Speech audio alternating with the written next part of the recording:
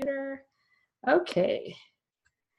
Hey everyone, thank you so much for joining us. I already see a lot of people joining in, and I'm so happy that you took the time today to invest in you. So now's the time to shift from not doing anything, versus now's the time to invest in me in 2019. I'm just going to introduce myself, and I'll also let Corey introduce himself there. So my name is Zaheen Nanji, and let's see.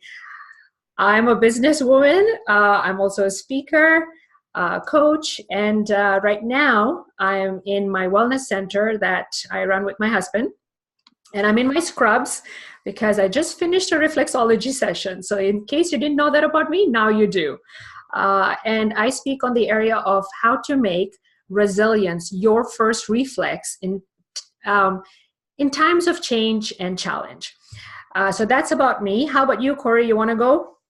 Yeah, for sure. So it's funny, we were talking a couple of weeks ago at a boot camp that I put on about sort of our, for lack of a better way of saying it, our stories in terms of sort of the arcs we have. And so what most people would define me as, if they're doing a bio on me, let's say at an event, is they would say multiple time Tedx speaker. They would maybe say Forbes and entrepreneur columnist and sought after speaker and all those kind of things. And those things sound great, but as you know, Zaheen, I shared at the event that it wasn't always this way for me. Yes. And so I'm actually at heart, I'm a small town boy, if you will, raised by a single mother, struggled like most people do throughout most of my life. And this probably sums me up really well. The switch happened when I discovered my why or my purpose or my calling. So that's one big area of my life because that changed everything. I was battling anxiety, hypochondria, all those kind of things, discovered my passion and noticed the more I dived into my passion, the more those things started to disappear. And then bringing us full circle, what happened was after that, I wanted to learn more about what made people that were succeeding despite all their challenges, what made them tick, if you will. And so I started reaching out and interviewing what I'll define as enlightened super achievers or world leaders, top leaders. And now I become obsessed by it. So now the number's gone over 5,000 one-on-one interviews. And so what I do now is I share that insight so that other people can jump ahead in their game and learn from the shortcuts of high achievers so that they don't have to spend the 10,000 hours playing with their 10,000 hour rule. And instead they can maybe do it in hundreds of hours. So that's awesome. Sort of me in a nutshell. Yes, no, thank you for sharing that because that's something that we're going to dive into a little bit later as well, when it all comes about how to set goals. So let's just first dive into 2018, right? It's coming to an end. As we look back at 2018, some of us are happy because the year went well, whereas some of us are sad that things may not have gone as well as we wanted. And some of us may also be looking forward to 2019 because, hey, it's a whole new beginning, it's a whole new year, and it's time to get things right. So let's start with 2018 with you, Corey. What was one of the goals that you had and that you achieved? So I'm going to say it's a two-part goal. They were kind of tied together. So my overriding, or we'll call it overarching goal, was to get a book in the hands of and ideally released with a major publisher. So the goal wasn't to get it released with the major publisher in 2018, because as you know, Zaheen, they don't work as quick as we do when we're self-publishing. So I knew it wouldn't be feasible. To tell you the truth, if it's in 2019, that would be sort of quick. But my goal was to have that on the table, meaning to have the book in front of major publishers in 2018.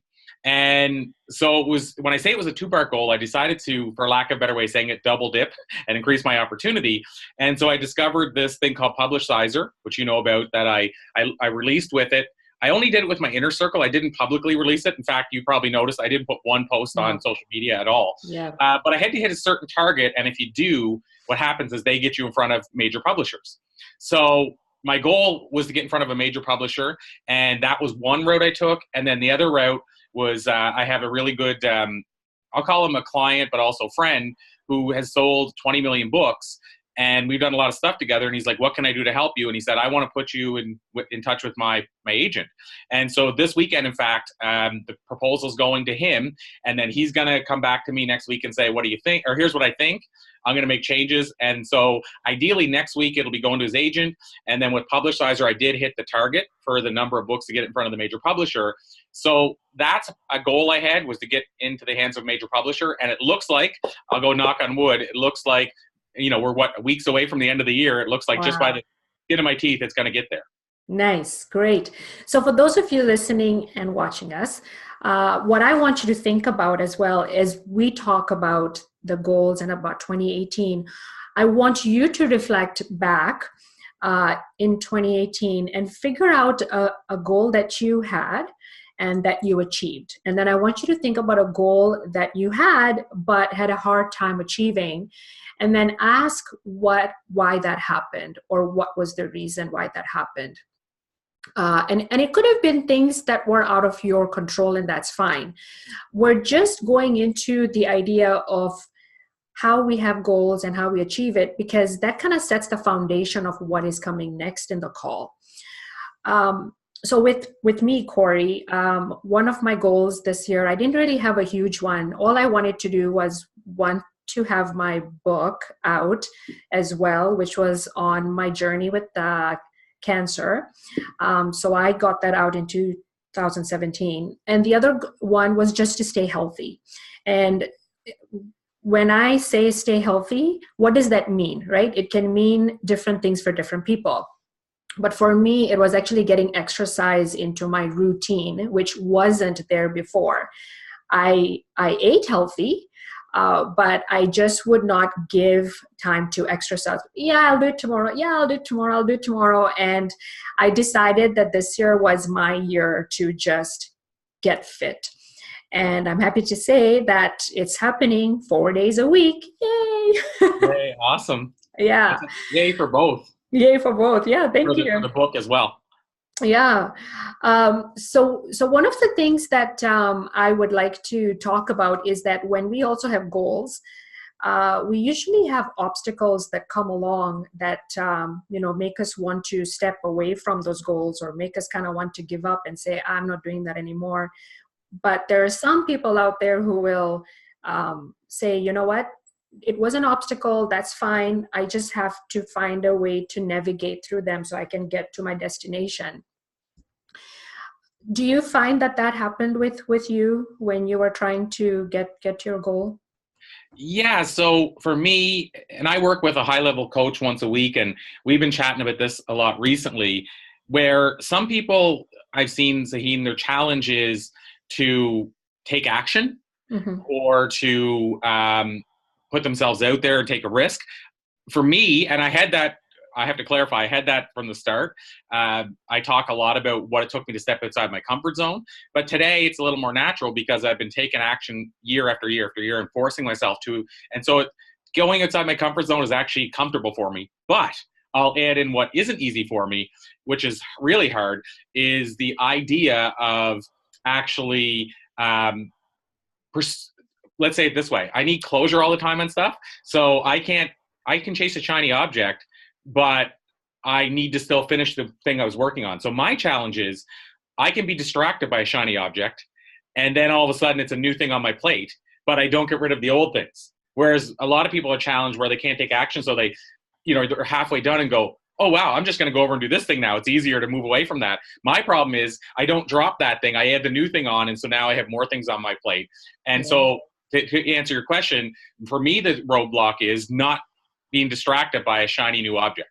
I love that, because that's not just your problem, Corey. It's a lot of people's problems, is that now we get this shiny new object and we go, oh, I just have to take that on. I have to take that on.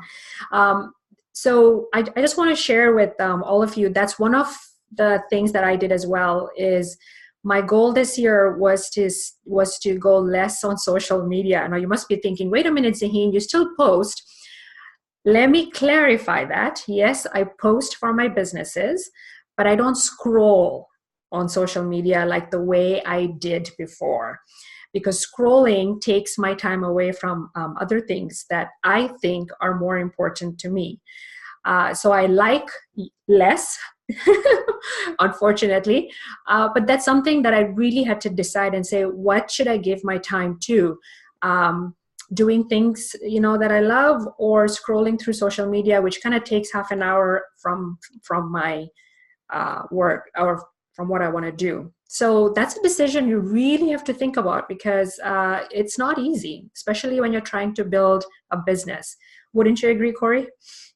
Yeah, okay, so I struggled like you with social media for a long time, and it was hard to say no. And that's something we can go into if you want, Zaheen, after, well, if there's time, but the power of saying no and learning what to say no to, why to say no, and how to say no.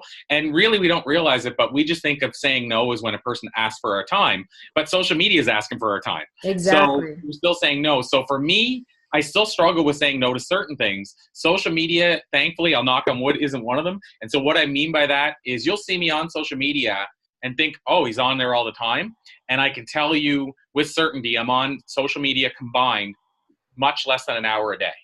And so as far as the scrolling, like yourself, unfortunately, I don't like as much, because I know if I scroll, I'm going to be pulled in, so I don't scroll anymore. What happens is one thing maybe at the top will get in front of me, and it'll be an article, and I'll read that thing. But then I basically don't let myself scroll down and discover new things. So I do discover stuff, but it's very rare. But again, like putting your cell phone down, it's a habit now, being on social media. And so for me, it's not been recent. It was a while back, but it was a hard habit to break. If I coined the song name, it was a hard habit to break. So yeah, I agree. Okay, good. Yeah, it is challenging. So let's get into the meaty part now, which is why you're all here. Is first of all, you mentioned before that you have been interviewing thousands of people on how they've become successful, how they get things done, what's their secret. But I'm sure that you've also understood the way they take action and make goals. So what is, if you'd like to share with us a couple of tips that you've found from the thousands of individuals that you've interviewed? Yeah, so that's a good segue into the one I mentioned about the power of no. So I'll start there. And this is probably, when I talk about secrets, some of them, for example, one of the common secrets we found is that they've all spent time finding their purpose and their passion. So a lot of people would say, well, even though I haven't found mine yet, that obviously makes sense, and that's not something new. But I will say, understanding the importance of saying no and knowing what to say no to and knowing what to say yes to is one of the secrets of the highest of achievers. It's not because nobody else knows the power of it. It's just people don't do it, or they're scared to do it, or maybe their conditioning doesn't let them do it. But I've discovered that's one thing they do really well, is whether they say no themselves or they have a system set up to say no, meaning they have gatekeepers that keep people out, they're saying no way more often than almost everybody else. So if somebody said, how do they get so much done? It's because they're not carrying so much, and they're not doing so much, and they're not bombarded with so much, because maybe only 3 things get through to being yeses out of the 100 requests they have. So when we talk about how do they accomplish their goals, I believe it's because they have less goals to accomplish, because they're really focused on what are their real goals. So that would be the first one. And you could take a lot from that, meaning one thing you could say is they're extremely focused. Another thing you could say is that they realize it's important to do 3 things really well rather than trying to do 100 things because you feel guilty saying no. They also figured out how to say no. And so that can be as simple as saying, let me sit with it for a bit, and I'll get back to you and let you know if it's something I can take on. Okay. And then even just that action, for a lot of people, what happens is the other person that asked for it will maybe say, I'll just do it myself. Or you can come back and say, look, I checked and I can't take it on my schedule, but let me connect you with somebody who will. Exactly. And then maybe you build a nice connection for them. So the first thing, if I say, what do they do to get their goals done? They have a lot of clarity on what their goal really is. And then they're extremely focused to make sure that nothing else or few or little else gets through. So that's the first one. That's great that you mentioned that they have clarity on what they want, which means that they're very focused on what they want. So I want to expand on that with my own example. So having a wellness center, by the way, we're open till 6, and sometimes people will want evening appointments. And I had to find, it was very difficult for me to stop and say no, because to me, I'm thinking, oh, it's extra money coming in. How can I say no to that, right? But I really had to stop this year when I decided, and I think the word there is deciding. You have to be committed in what you're doing. And I decided that my health and my exercise comes first. So I announced it to the staff, do not book me, people, after 5 o'clock, because that is my exercise time. And it's been working well. So I completely get what you say when you say no means no, and you're very focused in what you want. So thank you for sharing that.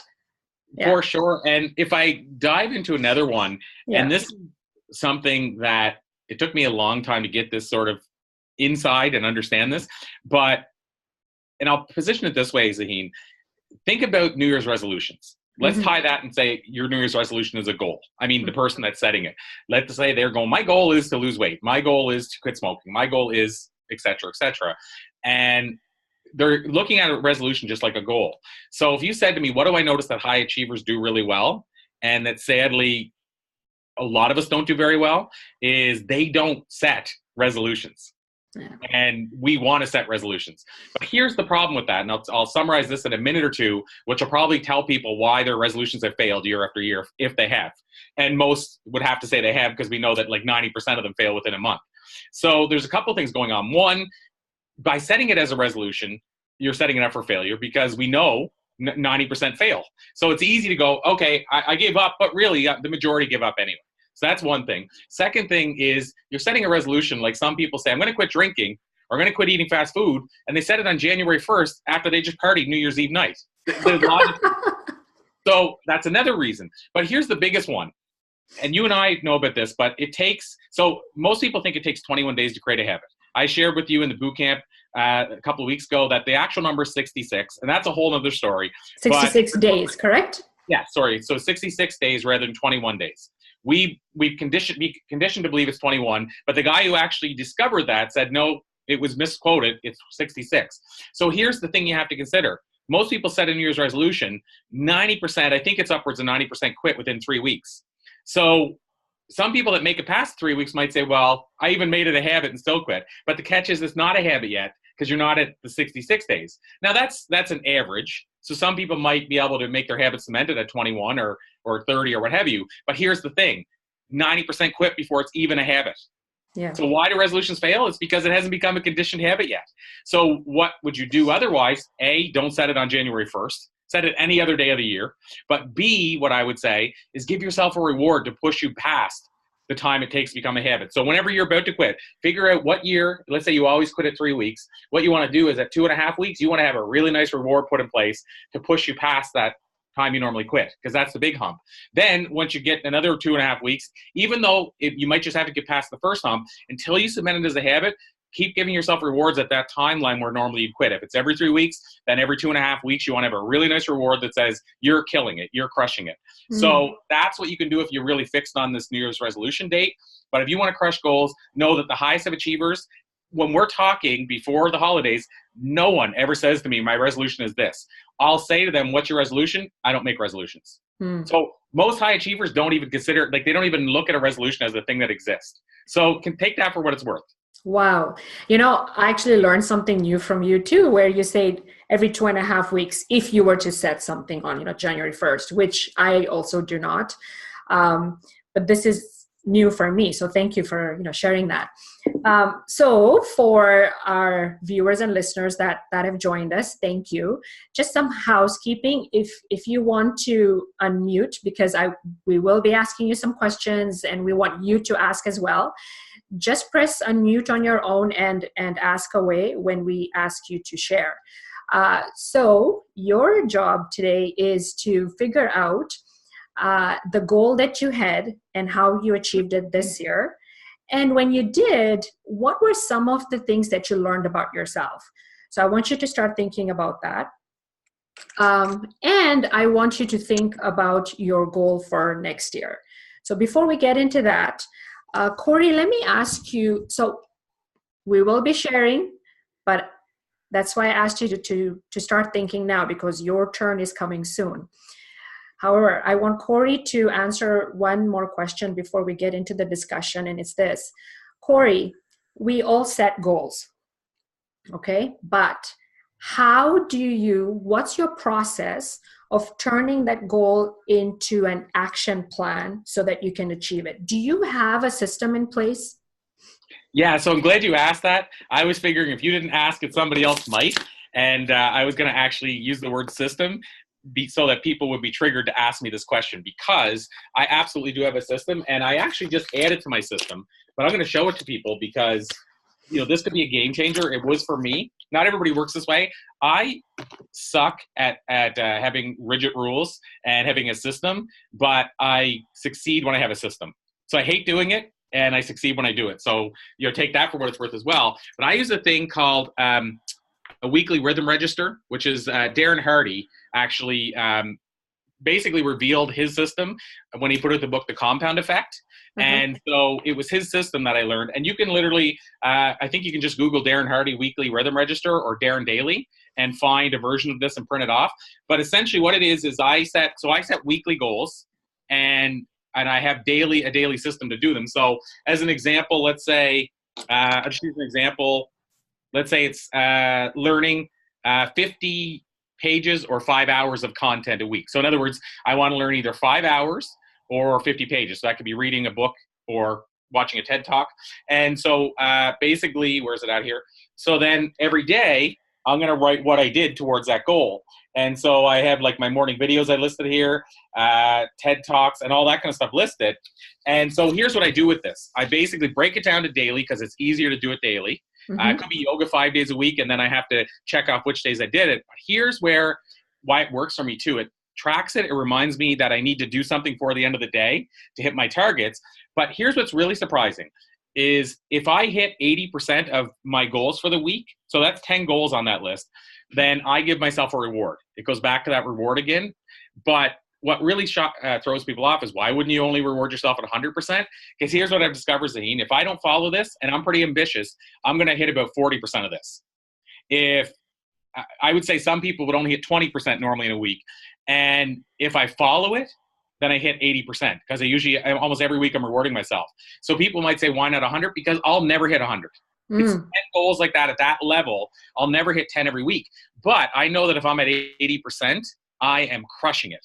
And so some weeks I'm going to be more balanced in one area than another. And I'm fine with that as long as I'm at 80%. So that's the system I use to break down my goals. And then I've been doing that for a long, long time. And then the second resource is a thing that I just ordered, which is Brendan Burchard's High Performance Planner. Brendan Burchard. Okay. Yeah, and it's a 2-month planner. And then I just ordered a year on Amazon. So I ordered 6 of these because it's 2 months for each book. I wanted to see it first. And now that I'm using it, it's game changing. So my system now, I just added that in, is those 2 little things, all handwritten, as you noticed. I hate writing, but I have to write if I want to do it. I've learned what works for me, but that's my system. And what I have to say about that is I now accomplish goals in months that used to take me years. That's the best endorsement I can give for that system. And it's not my system. I found out what worked for high achievers and basically, essentially emulated what they're doing. Yeah. And that's the way to do it. Okay, so why don't we take a pause there before I go through my system. So I would like to ask the viewers who have joined us, what would you like to share? Who would like to share a goal that they achieved this year and the obstacles they found themselves coming through, and how did they get over it? And what did you learn about yourself? Who wants to go? And if we don't find anyone talking in a few minutes. All right, I'll go. Hey, Lori, thank you. Okay. I wanted to buy a vehicle that was more roadworthy. And it pretty much took me the whole year to finally do it. So I had to, put a plan in place to see if I could afford it, first of all. And then I had to decide whether I was going to get a used one or a new one. And weighed out all the options, and then I waited until there was a really good time when there was a sales promotion, and I was able to achieve the goal. Wow, good on you, Lori. So can I ask you a couple of questions? Sure. Okay, so did you plan throughout the year to save some extra money on the side so that you felt that, okay, this is how much I want to spend a month on my car payments? Did you have an idea? I had to, just really take a good look at my resources to see if I work part-time. So I had to have a backup. If I couldn't earn enough from my part-time work, I had to have some backup to be able to make sure I made those payments. And I kept digging around, and yes, I did have resources.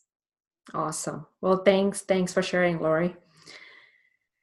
Corey, did you want to add anything? Oh, no. I was going to say thanks for sharing as well. No, I love that. And that's, that's a goal that I think a lot of people struggle with. That's having a reliable vehicle is something that we all want, but it's not always easy. So I think it's a very commendable goal to do that, especially in a year. I think that's a big accomplishment. So yeah, that's just my take on it. Good. Thank you. Okay. Yeah. Does anyone else want to share anything about this year? Yes, thank you, Zaheen. This is Dharam here. Hi, Dharam. Hi, Dharam. Hi, how are you? Good. Hi, Corey. Good. Yes, through this year, ever since the beginning, I was trying to find my purpose in life, like what really excites me. I do my normal job, but then I was trying to find my purpose. It was somewhere around last year that I got introduced to life insurance. I never had one. So I bought the life insurance, and I thought that if I get into this profession, I could be telling people if they haven't considered life insurance or insurance of any other sort, it is worth considering. But then when I approach people and I used to tell them the essence of it, the benefits of it, they always used to think that I am about to take some payment out of their pockets. So that really hit me hard. And then I realized, what should I do?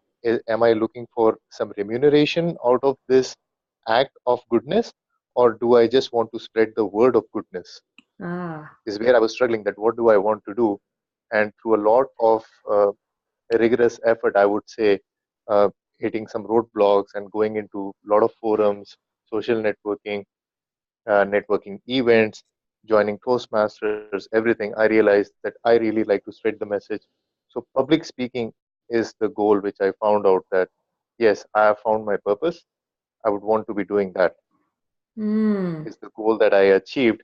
So I have stuck onto it, and finance or being an insurance agent is not what I want to do. I have my normal job. I work in the IT sector, but then I would want to be spreading the message, and public speaking is the channel. Wow. Well, thank you so much for sharing that, Dharam, because a lot of people start off thinking that they want to do one thing, but then they kind of realize as they go along that actually this is my passion, not that. So I'm glad that you found that about yourself. So now your goal for next year, I'm assuming, is to get more into the public speaking arena, correct? Yes, now that I have found out what do I want to do, the other goal is how do I do it? Because for public speaking, you need to have an agenda on mind. People can talk about anything. If fighting for cancer was your motive for getting better, Zaheen, you could do that for public speaking, or the wellness theme around it. Yes. I don't know what my theme is, but I want to give people a tickling feeling at the end, because nobody is here to hear a struggling story, but at the end of every struggle story, they want to hear a happy ending. Yes. Is what I want to spread the message across. And if it has to be a very serious talk, I may or may not get a lot of takers, but if I wrap it around with some humor and some small little tidbits of life, which always find fun in everybody's lives, I think I can make that change. But how do I do it is where I have to find my goal for 2019. Okay, I have the answer for you. You connect with Corey because he has a speaking program that he offers to people just like you and me. So I'm actually in his TEDx talk program because my goal for next year is to do a TED talk. But he also has a speaking program. So Corey, go ahead and you can tell Dharam about it, or what I can do actually later is, because we only have about 15 minutes or so. If Dharam, if you can connect with Corey and go from there. You will be very happy that you did. So, Absolutely. Thank you, Zaheen. I have connected with Corey once before, and I think on this note, I will reconnect with him and then take it from there. But thank you so much. Thank you. Thank you. Awesome. And Zaheen, I'll add in really quickly. I seen Durham speak. So what happened was this boot camp that you were involved in, Zaheen, the night before, Kelly, who you know, she had a speaker's night, and Durham spoke at that night, and he mentioned humor. He crushed it. I mean, that's my word, but he crushed it. And he actually, so the people that were speaking for 5 minutes, they basically, the audience decided who would keynote the next time, and Durham won. Oh, wow. So he crushed it. His great level of humor and great story telling. So he's already on his way. So he's being very humble, but he did a great job. So I just wanted to add that in. But yeah, we have met and connected after that, and we've connected via email, but we should definitely connect further. Okay, awesome. All right. So let's, thank you for sharing. So let's just connect to the next thing, which is now the goal for 2019 and how to make that your year and how to move with momentum. So Corey, you shared your system on how you do things. It's very similar to my system. And, you know, because I was in a rush to get to the call, I forgot to bring it with me, but I do something similar. But, you know, kind of let me start with how I structure my year. So anyone who knows me knows that I plan months in advance because I break my year up and I think of it as a 3-lane highway. And I want you to do this at the same time as I'm talking. So my 3-lane highway are my 3 months, and I only work in 90 days. So January to March, and then April to June, and then July and August is the summer month, so I don't do nothing then. I just want to enjoy the summer. And then September to November, because then December comes, and again, December is you want to plan for next year. So it's another month that I don't do that much, but I'm actually planning in the background. So for each 90-day, I pick 1 to 2 goals that I want to have. So I want you to do the same thing, is think about your next 90 days, January to March. What are 1 to 2 goals that you want to stick to? Because remember what Corey said, it takes 66 days to stick to a habit. So we're talking 90 days. What are the goals, 1 to 2, that you want to achieve in 90 days? And they don't have to be huge goals. They can be small goals. And then what I do is I take that 1 or 2 goals and I start working on them, just like Corey does, weekly and daily. So for the week, I look at what I want to do for the week, and then I take those weekly goals and I break them down into daily goals, which is Monday I'll do these 5 things, Tuesday I'll do these 5 things, Wednesday I'll do these 5 things. And that's how we get things done. So I actually have a blog or an article where I show my steps, and I can share that in the recording show notes after. But this is something that has really worked for me. And all I have is a notebook in my purse. Now for men, I don't know what you'll use, but this is what I have. And it's a very small, notebook, and I go Monday, 5 tasks, Tuesday, 5 tasks, Wednesday, 5 tasks. And that's how I get things done. And when I do it, I put a line across it. So it's not something that I have on my phone. Like most people will usually use their phone to type things. I'm also old school way. I have to write things down so it sticks in my head. And then I cancel it with my hand because it feels good. And it goes into my brain saying, yeah, you did it. And then I reward myself at the end of the week. And it doesn't have to be food, by the way. It doesn't have to be shopping for a new dress or for a new outfit. It can be a simple thing. Like a lot of people know, by the way, if you ever want to get me a gift, get me a latte, because that is my reward at the end of the week. I don't like spending money just on, coffees and lattes that are $5 because I can make my own at home, but that's what I'll reward myself. I want someone else to make me a nice latte. So I'll go spend that $5 to $7 there. And that's my treat. So, Corey, do you have anything that you use to reward yourself when you're done your tasks for the week or for the day? Yeah, so I'll tell you it on two frames. One side that I didn't mention, Zaheen, and you reminded me of it, that I do as part of it is I talked about how I carry it out, but as far as the deciding on the award, what I do is I actually plan it out by areas. So you mentioned health and wellness, so that'd be one of my areas. Then there's finances, then there's success. And so when I said those are my 10 tasks for the day, just to clarify for people that might be wondering how I do this, is those areas, if you go through them, there's like maybe 3 of them that tie into health. So it's not like I'm actually trying to accomplish 10 separate goals, it's that they're under certain headings. So that's usually what I'll do is I figure out what are the areas I'm weak in that I have to work on, and what are the main goals that I can have for that. So it could be, as you said, I want to be healthier in 90 days than I've been in the last 5 years, or whatever that might be. So then I break it down into what I have to actually do. And then, so if I achieve that, I set different goals all the time. Some of them are really small. Usually mine, the bigger ones, let's say for the end of a quarter you talked about, would be a trip somewhere. Or my new one, and I don't usually buy a lot of items, like my girlfriend would tell you I'm hard to buy for because I don't like a lot of material things. But one thing I've wanted for a long time, and it's not that I couldn't go get it, but I just wanted it and I didn't, is an arcade game. Like, just you remember the old stand-up arcade games. And I noticed now that Walmart's selling them. So at the end of this month, that'll be my reward for achieving my goal with the book, for example. So that's the bigger reward that I would give myself. A smaller reward would be that I'll go and buy, let's say, myself 2 new books at the end of the week if I've had a really big week, because I love reading. So I'm old school in a lot of ways and then new school in other ways. But so my smaller goals would be like, I'm going to buy myself this book or that book, and I'll plan. Maybe a book will come up in an interview and I say, but I'm not buying it unless I hit my 80%. And then my bigger goals outside of what I just mentioned, it might be something for my business. So it might be like a new iPhone.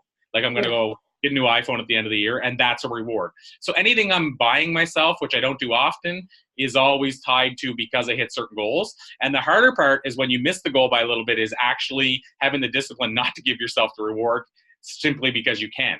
So yeah, those are my rewards.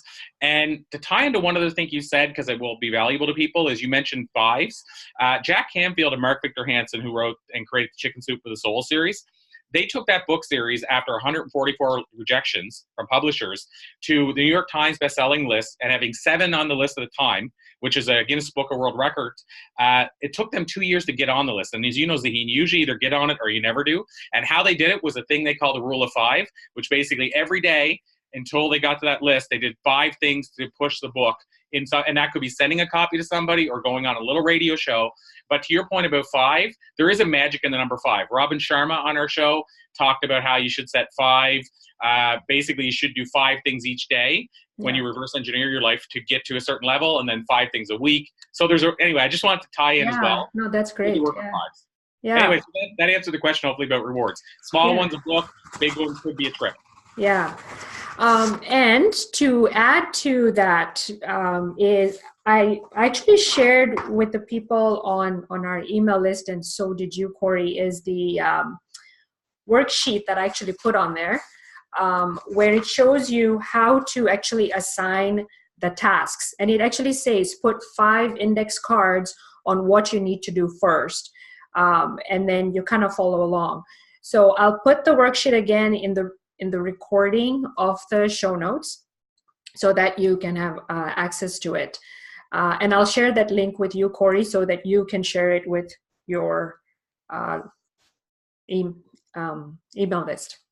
Yeah, absolutely. So we have about 5 minutes, and I kind of wanted to give chance to the people on the call to ask us questions. I mean, we actually went through the way we set goals. You heard Corey, the way he does his. You heard the way I do mine. I do it in 90 days. And then we kind of went through how we take those goals and actually set them into action plans. So what I want to hear from you is, what is your goal for next year? And how are you going to set it up? What is going to be your goal, in a sense that, are you going to do it in 90 days? What does that mean? Because we want to coach you to make sure that you do it in the way that we think will help you. So we're here to help you and coach you. So who wants to go first? Remember to unmute your mic. Like when you're speaking, it's always hardest to get the first one. Yeah. Hey, can you hear me? It's Jenna. Hi, Jenna. Hi.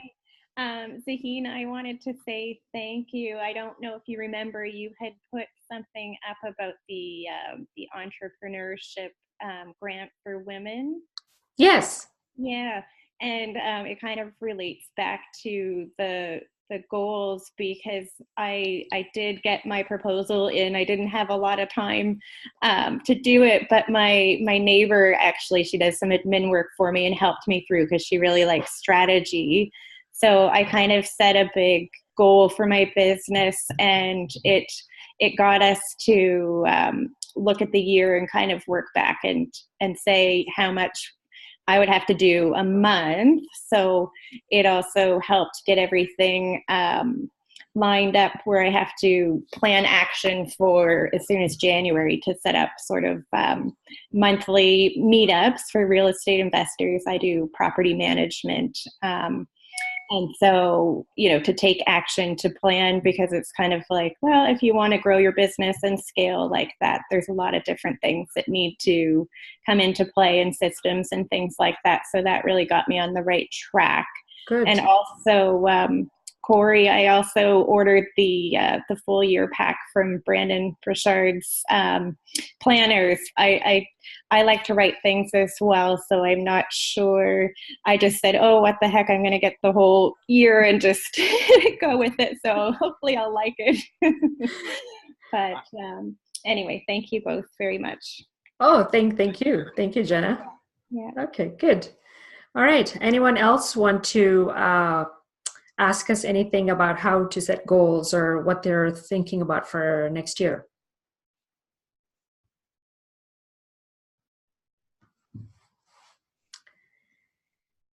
Okay, 3, 2, 1.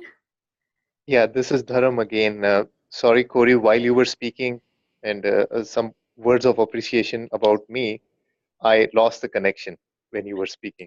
Oh, okay. Do I have a follow-up plan for 2019? How do I connect with you? Or if I have to do things on my own? So, I mean, I think we have to just reconnect via email. I know we're connected via email, and we should reconnect and we can chat about that and just see what direction might work best for you and well for you. But as Zaheen mentioned, I mean, this is my passion area, helping people either get into speaking or actually understand the industry. It's not an easy industry, as Zaheen will I think attest to, but there's definitely a lot of shortcuts. You don't need to spend 10 years learning the industry if you can learn from and pick the brain of people who've spent that time already in the trenches. So yeah, let's circle back and make sure we get some sort of game plan together. Thank you so much. Really appreciate it. Yeah, absolutely. Okay. Does anyone have any questions about goal setting? If they're confused about how to do certain things?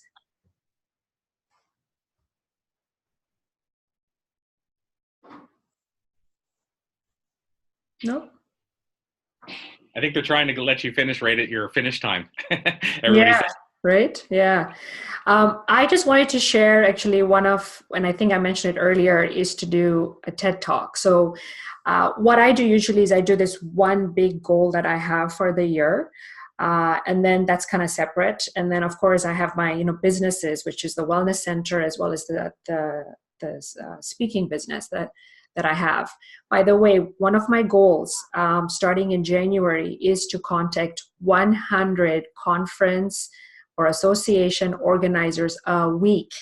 That's sending 100 emails a week, and just doing that consistently and having a system to follow up and things like that. I've already hired a virtual assistant to help me with that, and she's already helping me out here. So that's my goal in January, to start that. So that's what I'm doing as well. Yeah, it's a lot of work, but that's one of my goals. So Tuesday, Wednesday, Thursday are my days to send out emails. So you see how I'm actually taking a goal that you have to send these emails, but when am I going to do them? Tuesday, Wednesday, Thursday is when I do them. Monday and Friday are my days where Monday's planning for the week and Friday's looking back and seeing, okay, what can I improve about that? How can I go to the next week and make this better? So these are the kinds of things that you want to start looking at doing when it comes to goals, is also reflecting back. Anything you want to add, Corey? Yeah, absolutely, Zaheen. So that this is the cool thing about this. And Jenna said she ordered them sight unseen for Brendan's books, which I think if you're going to take a chance on somebody, Brendan's kind of demonstrated he knows what he's doing. But one of the things you'll love about it, Jenna, but everybody, if you're struggling, you don't have a system and you're saying, am I just going to be learning it as I go? One thing that's cool about his book that I love is he has what you just said, and it's daily. So the morning you write down, he has questions. I won't go through them, but he has questions in the morning like, who's the one person that you need to send a note of appreciation to today? Who's the person you need to contact today? You know, that one person that can make all the difference. What are your 3 main priorities today? What must get done? What do you want to tell yourself today? If you were a coach, what would you say? But the cool thing is in the evening, then you actually go through the other side, which is the reflection. And he takes you through, what did you do today that went over well? What didn't work? What can you do starting tomorrow? So to your point, Zaheen, for somebody that's starting from scratch and doesn't know how to do that, the cool thing about his planner is it's already in place there. You just follow the planner, and he does it daily and then weekly as well. Oh, okay. That's great. So it's already built in. Another resource too is 2 resources. One book that people can pick up is called Eat That Frog. You may be by Brian Tracy. If you want to know how to crush big goals quickly, that's a great book, and it's a really quick read. It's a pocket book. The other thing is, if Brendan's not your cup of tea, if you get the book, which I think it will be, but if it's not, another great book that's similar is John Lee Dumas, who hosts the Entrepreneurs on Fire show. He's got the Freedom Journal and I forget what the other one's called, but he has 2 journals. One I think is called the Productivity Journal, I think, and the other one's the Freedom Journal.